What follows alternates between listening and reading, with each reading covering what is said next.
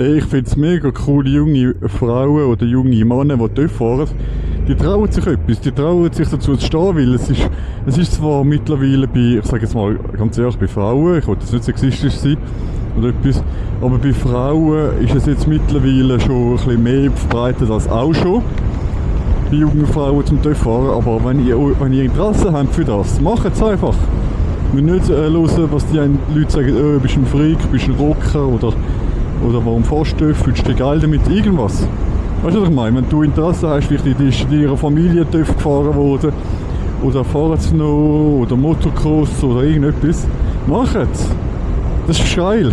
Das ist geil, wenn ihr Hobbys habt, weißt du, was ich meine? Und auf der einen Seite kannst du sagen, dort fahren ist ein mega ein gefährliches Hobby, mega ein teures Hobby.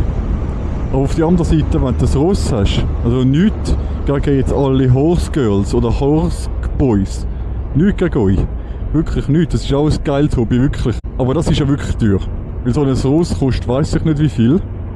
Und dann das Futter, ich habe mal gesehen, was das Kraftfutter kostet, oder was so ein Stall kostet, irgendwie, weiss ich nicht, können wir gerne kommentieren, aber ich glaube schon etwa 800-900 Franken mit Pflege und alles, was du im Monat verballer ist.